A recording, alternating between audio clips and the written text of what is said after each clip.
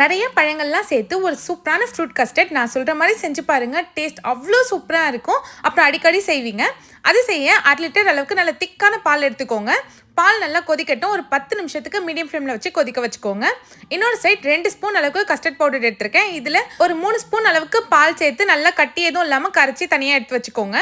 இன்னொரு பக்கம் பார்த்தீங்கன்னா பால் நல்லா கொதிச்சிடுச்சு. இப்போ நம்ம கரைச்சி வச்ச கஸ்டர்ட் பவுடரை இதோட சேர்த்துக்கலாம். கேஸ் வந்து லோ ஃப்ளேமில் வச்சு மிக்ஸ் பண்ணி விடுங்க. கை விடாமல் ஒரு 2 நிமிஷம் மிக்ஸ் பண்ணிங்கனாலே ரெடி ஆகிடும். இப்போ கேஸ் ஆஃப் பண்ணிவிடுங்க.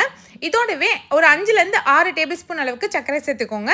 சர்க்கரை சேர்த்துட்டு நல்லா ஒரு வாட்டி மிக்ஸ் பண்ணி விடுங்க. சர்க்கரை கரைஞ்சதுக்கப்புறம் இதை ஃப்ரிட்ஜில் வச்சு ஒரு 2 மணி நேரத்துக்கு அப்புறம் எடுத்துக்கலாம். கஸ்டர்ட் பார்த்தீங்கன்னா நல்லா சில்லுன்னு ரெடி ஆயிடுச்சு. இப்போ உங்களுக்கு தேவையான ஃப்ரூட்ஸ் எல்லாமே சேர்த்துக்கோங்க. நான் கொஞ்சமாக ஆப்பிள் சேர்த்துருக்கேன், கொஞ்சமாக ஸ்ட்ராபெரி சேர்த்துருக்கேன், ஒரு வாழைப்பழம் சேர்த்துருக்கேன், கூடவே கொஞ்சமாக திராட்சையை கட் பண்ணி சேர்த்துருக்கேன். லாஸ்ட்டாக கொஞ்சம் மாதுளம்பழம் சேர்த்து நல்லா மிக்ஸ் பண்ணிவிட்டு சர்வ் பண்ணி பாருங்கள். செம்ம டேஸ்டியான ஃப்ரூட் கஸ்டர்ட் ரெடி. இதை நீங்களும் ட்ரை பண்ணிவிட்டு எப்படி இருந்துச்சுன்னு கமெண்ட் பண்ணுங்கள்.